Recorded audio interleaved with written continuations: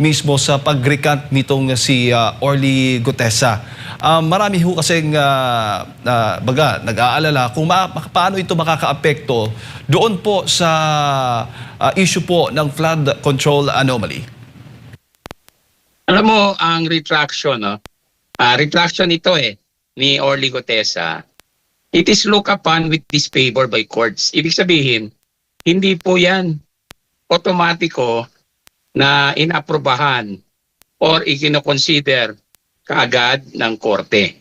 Hinihimay yan At saka pinoprobe mabuti ng isang investigador or ng judge kung aabot na yan sa korte later kung voluntary ba yan, kung wala bang nagkaroon ng coercion, intimidation, or suhol.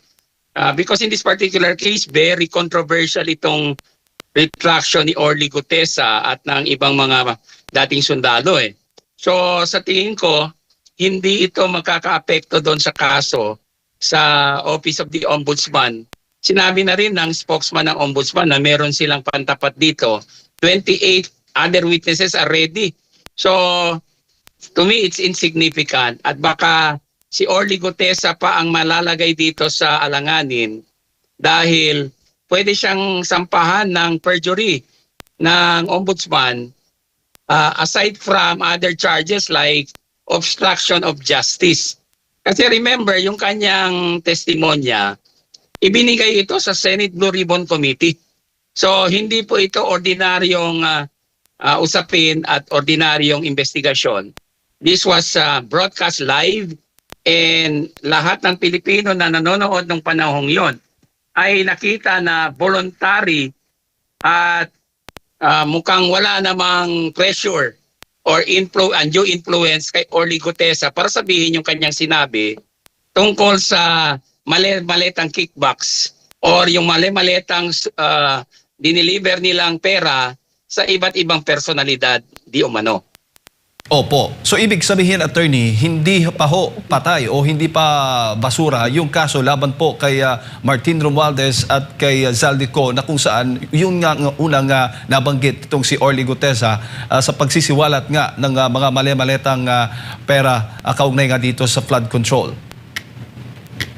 Well, as I've said, at tama rin ang inyong punto dyan, hindi po ito nangangahulugan na ligtas na or makakatulong na mahimbing yung mga respondents.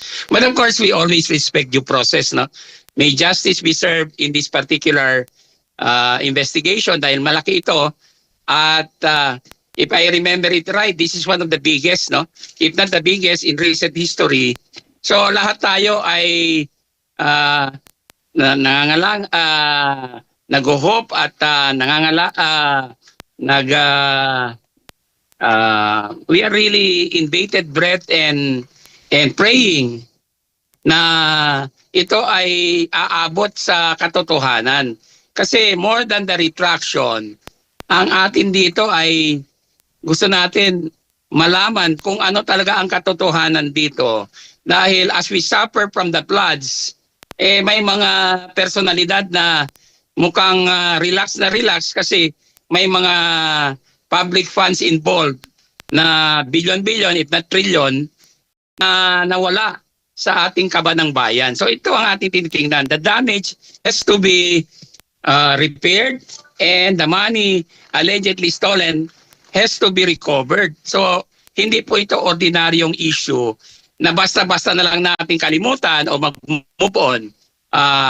Kahit pa may mga retractions, hindi nangangahulugan na hindi pwedeng i-probe ng ombudsman just in case na they will find probable cause here para kasuhan yung mga personalidad involved. Opo. Sa inyo pong karanasan, attorney, bilang isang abogado nga, madalas ba kailan pinapaboran ng korte ang isang taong binawi niya ang kanyang salaysay at kailan din hindi pinapaboran ng korte ang isang taong nag-recant? Alam mo, kung bibilangin natin sa 10, siguro mga 2. The most is 3 ng mga kaso ng retraction na pinagbibigyan ng korte. Karamihan niya nire-reject eh. Kasi one is, ang sabi ko nga, ang prinsipyo, ang doktrina dito sa ating bansa ay ang retraction is look upon with disfavor. Kasi madali kasing ma-retract ng isang tao yung kanyang sinabi, lalo na pag later on ay kino-coach na siya or meron ng mga external factors involved. So, hindi ibig sabihin na basta na lang tatanggapin ng korte yung sinabi ng isang witness later on kasi yung kanyang previous testimony kailangan himayin mabuti at ikumpara at i-analyze kung ang subsequent testimony niya of retraction ay valid. Kasi may mga, of course, may mga incidents na talaga na nangyari from my experience na na-coerce or na-threaten or tinakot yung witness para umatras sa isang malaking kaso.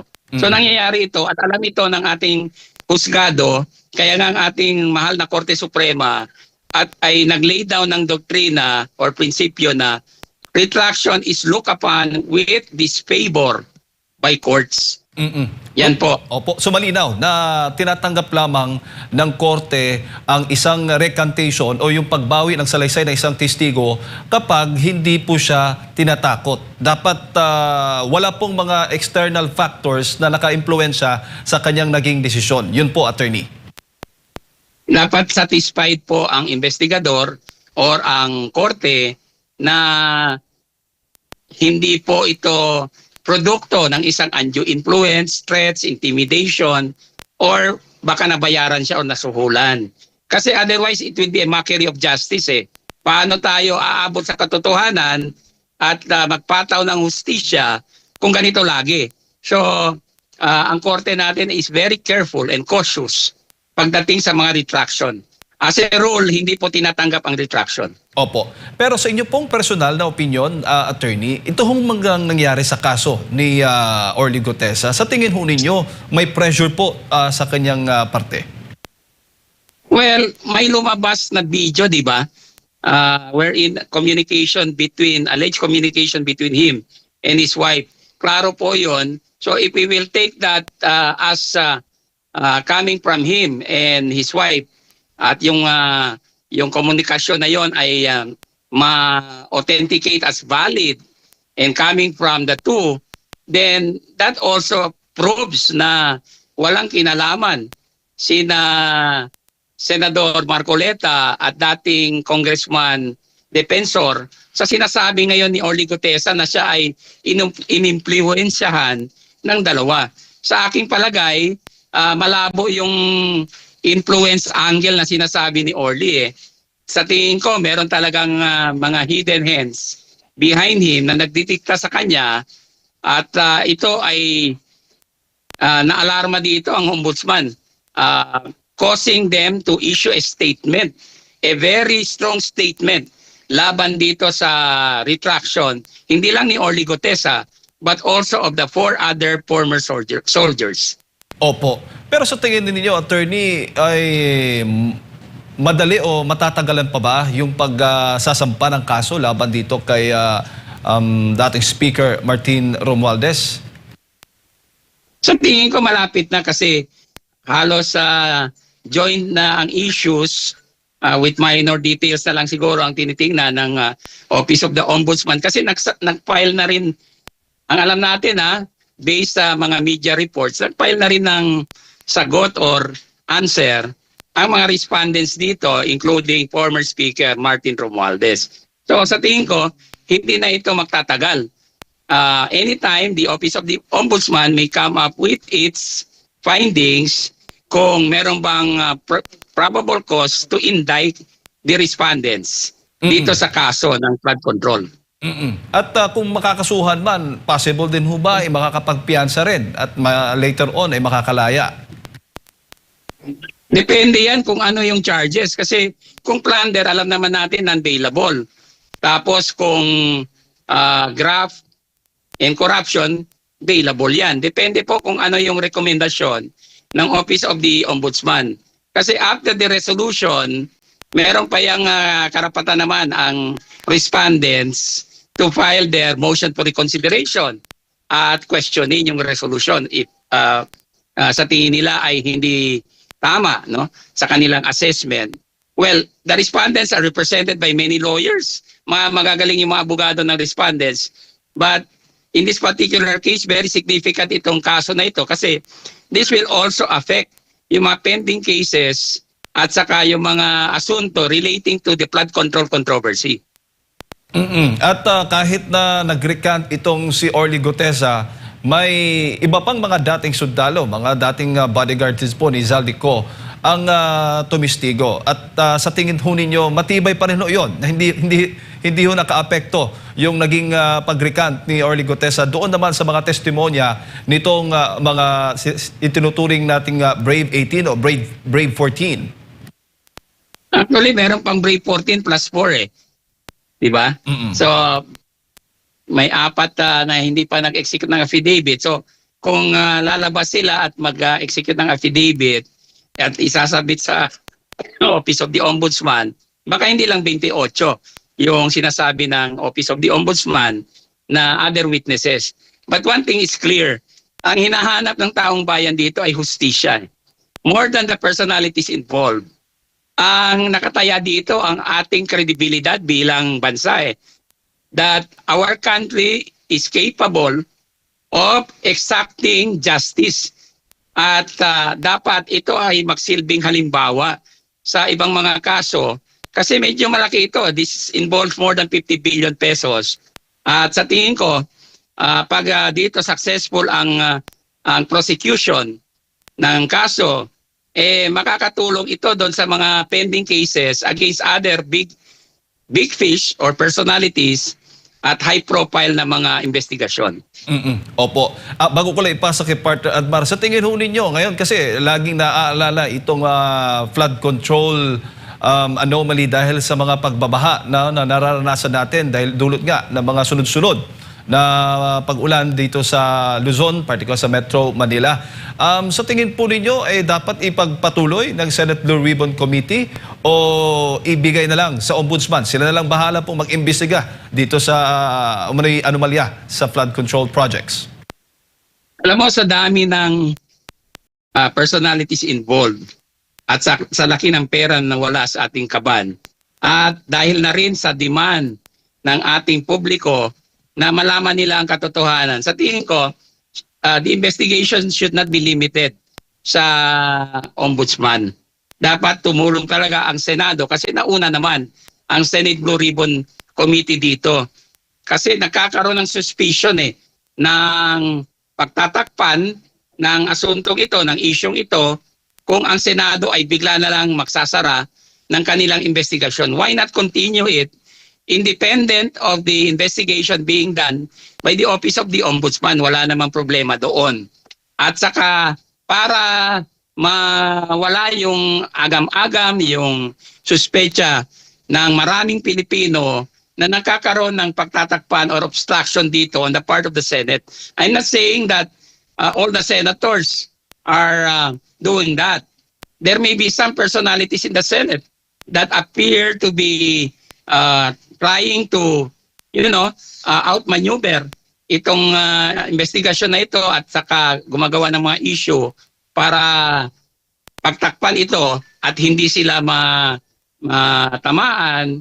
But at the end of the day, ang gusto ng mga Pilipino ay maklaro ito at malaman ang buong katotohanan because the senators and the congressmen are elected officials and the executive is also accountable to a certain extent dito dahil sila naman ang pumirma dito at nag-execute at saka ang budget ay inaprubahan din ng Kongreso.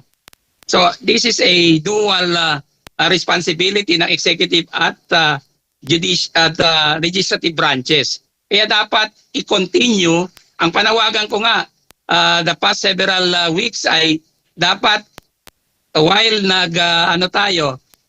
tinatapos yung impeachment trial, pwede naman mag-conduct ng investigasyon ang Senado dito sa flood control. Kasi hindi na mapipigilan yung gusto ng taong bayan. Galit na galit ang taong bayan. Habang tayo ay binabaha, mukhang merong mga forces trying to muddle the issue sa flood control para hindi malaman ang buong katotohanan. That should be prevented. And if we are a government of laws and not of men, then bakit takot ang ilang mga politiko na humarap dito sa isyong ito? In the first place, sila naman ang hinalal ng taong bayan at sila naman ay merong partisipasyon dito sa flood control corruption na ito na nangyari, the biggest in the history of the country. Magandang umaga po, Attorney. Si Admar po ito. Paano kung, or pwede bang Yes, maging Admar. rason ng Senado na hindi na namin maiimbestigahan yan, lalo na ngayon na budget season, meron pang impeachment. Ano masasabi niyo po? Alam mo, if there's a will, there is a way. Hindi naman ibig sabihin na nakatutok sila sa impeachment. By the way, yung impeachment, alam na natin ang kahinatnan nito eh. Wala talagang napatunayan dito. And I am also asking the Senate, calling on the Senate, sitting as an impeachment court, kung pwede dismiss na nila yan. Wala nang saysay ang impeachment na yan. It's a waste of time and public money, no? Taxpayers' money na gumagastos dyan. Tutukan na lang nila ang flood control controversy kasi ito ang gusto ng taong bayan. Sa mga survey, klarong-klaro na ang flood control takes precedence dito sa impeachment kasi hindi naniniwala ang tao. They are not so interested in the impeachment. Pero dito sa flood control, maraming sektor dito na nananawagan sa Senate para i-continue ang kanilang investigasyon at tulungan yung ombudsman para ma-zero in yung mga dapat na managot, lalong-lalo yung mga big fish at masterminds, at ma-recover yung napakalaking halaga, umaabot ng trillions of pesos para magamit sa iba-ibang mga purposes, lalong-lalo na ngayon that we are suffering from an economic crisis. Opo, Attorney, nitong mga nakalipas na linggo, laging pinapaalala ng kalikasan sa taong bayan yung issue ng flood control scam. Now, ngayon pong 2027, sinisabing mayroon ulit budget para sa flood control at nandun pa rin yung agam-agam ng taong bayan sa kung gagamitin ba ito or mapupunta ba talaga sa flood control.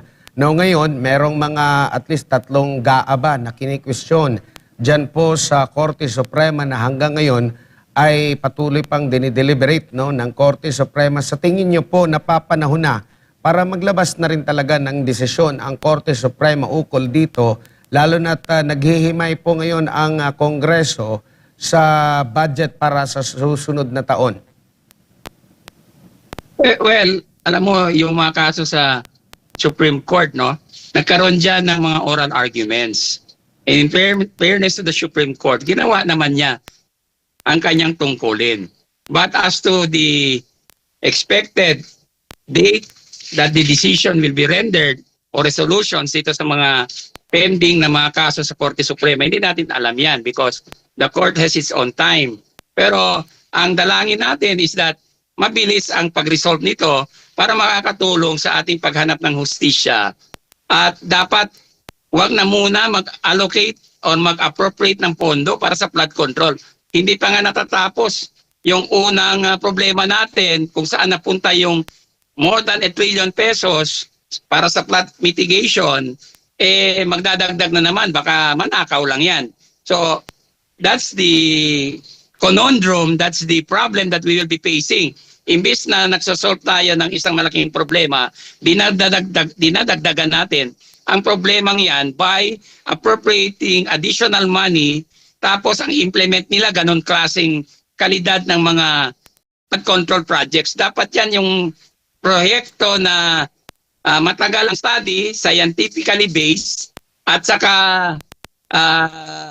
yung hindi talaga basta-basta masira sa mga baha at saka sa mga season wherein we experience heavy rains. Kasi kung ganun pa rin ang sistema, maliliit na flood control projects at saka substandard, kahit walang ghost na, substandard pa rin, walang mangyayari because we are just adding to the problem. So dapat maghinay tayo dito at saka pag-isipan mabuti. Dapat yung mga malalaking proyekto, tapos kung pwede, foreign funded at saka bantayan talaga ng taong bayan para hindi manakaw yung pondo.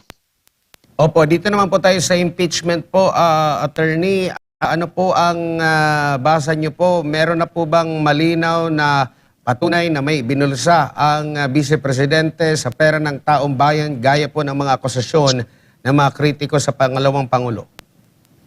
Alam mo, yung kanilang propaganda hindi tumutugma doon sa ebidensya na inilahad nila sa impeachment court. Sa ngayon, wala pa silang napapatunayan na nagkasala ang ating Vice Presidente Sara C. Duterte. Ang nangyayari is that there is exaggeration, there is black propaganda na nilalabas sa media and social media, pero base doon sa nakita natin sa impeachment trial, walang nangyaring ganon eh. Yung kanilang articles of impeachment until now have not been proven. In fact, nakakatawang ilang witnesses sa kanila, yung prinisenta nilang mga witnesses, dahil imbis na makakatulong sa kanila, ay lalong nagpalubhan ang kaso or ng mga aligasyon ng prosecution. So, sa tingin ko, walang patutunguhan ito. Sabi ko nga kanina, kung pwede, i-dismiss na nila to, iurong na nila yung kanilang articles of impeachment dahil sayang lang ang ginagastos dyan na ang estimate is 25 million pesos per day, tapos wala namang napapatunayan. They are trying to zero in on an issue na sa tingin ko ay proper sa COA, no? Ang COA dapat mag-resolve niyan at ng ibang ahensya later on upon the end of the term of the Vice President. Sa ngayon, wala akong nakikitang tsansa whatsoever on the part of the prosecution na ang kanilang ina-advance na articles of impeachment ay aabot doon sa stage wherein magkakaroon ng conviction. It will be an acquittal. Klarong-klaro po yan, not because I support the Vice President, but because objectively, nakita natin ang mga ebidensya na inilahad nila, puro palpak at mahina at lumalabas na wala talaga silang napatunayan sa ngayon. Opo, and sinasabi nga po na possible na isusunod din nila itong unexplained wealth na naman po, attorney, lalo na yung pagko-question, yung pagpasok, paglabas ng pera, in-add up nila, kaya umabot sila sa bilyong-bilyong piso, pero mahahalata naman na nagkakaroon po ng selective justice. Well, ang allegation kasi, hindi kasi ibig sabihin na synonymous with truth eh. So, madaling mag-allege, madaling mag-akusa, pero napakahirap naman mapatunayan. So, yan ang nakikita natin. Kung hindi nila magawa doon sa unang mga articles, yung kanilang tungkulin na patunayan yung kanilang inaakusa sa ating Vice Presidente, wala akong nakikitang tsansa sa kanila on the part of the prosecution na mapapatunayan nila itong alleged ill-gotten wealth. Walang ill-gotten wealth. In fact, very questionable yung article on that because pati yung pagka non-impeachable officer pa ng ating Vice Presidente when she was Vice Mayor at Mayor, gusto nilang isama. Hindi pwede po yun kasi hindi covered po yun ng impeachment. So you see the defect there. At saka, if you start on the wrong foot, you will end up on the wrong foot. Dito, yan ang nangyari. Sa umpisa pa lang, nag-mini trial sila sa House. Tapos ang mga witnesses na pina-testify nila doon ay mga questionable yung credibilidad at mga sinasabi. So, the more dito masisira ang kanilang kaso. Lalong-lalo na kung ipresenta nila itong si Ramil Madriaga, an alleged kidnapper or kidnapping mastermind, lalong masisira ang kaso ng prosecution. Maging katawa-tawa ito at at the end of the day, it will spill yung katotohanan na ang House ay hinahabol nila ang Vice Presidente not really for accountability and transparency, but for political purposes only. Opo, huli na lang po mula sa akin, attorney, yung grave threat umusad, no, laban kay Vice President Duterte na kaso. Habang yung inciting to sedition naman ay nabasura. May epekto po ba ito? Questionable din po ba ito, lalo na doon sa timing po, attorney? Actually, questionable talaga yun. Because an impeachable officer should not be subjected to a criminal proceeding. Kaya nga, nag-schedule ng oral argument or diskusyon ang korte, yung Regional Trial Court sa Quezon City dito. Kasi sinabi ng depensa na ito ay hindi tama, hindi ito tugma sa ating batas. This is a violation of the right of the Vice President. She's an impeachable officer facing impeachment in the Senate. Tapos bigla na lang magpapay ng NBI and DOJ nitong kaso sa Regional Trial Court. This is really a cheap shot and sa tingin ko hindi uusad dito kasi ang impeachable officer cannot be subjected to a criminal indictment or subjected to a warrant of arrest while she is enjoying her status as an impeachable officer. With more reason dito, kasi wala pa ngang napapatunayan dito sa impeachment tapos iuusad nila, i-insist nila itong criminal proceeding. This is really a breach of the right to due process of the Vice President, and this is not in consonance with the rule of law. Opo. Siguro, attorney, mensahe po ninyo, paalala sa ating mga kababayan, lalo later on nga today ay magpapatuloy nga itong impeachment trial ng pangalawang Pangulo. Ang aking hiling ay dapat bantayan po natin ang prosesong yan. Although we are praying and hoping na iurong na ng prosecution or ng lower house yung kanilang articles of impeachment dahil wala silang napapatunayan, at i-dismiss na ng korte yung kasong yan dahil sa sitwasyon na yan. At dahil rin merong depensa na inilahad sa answer, no? At kautelam ang depensa, yung affirmative defenses. So whatever it is, depende rin yan sa impeachment court. We let them rule on that. So bantayan natin. And I'm hoping and praying also na simula na ng Senate Blue Ribbon Committee yung pagpapatuloy ng investigasyon sa flood control scandal para ang taong bayan ay hindi na magsuspecha na merong pagtatakpan dito sa flood control scam.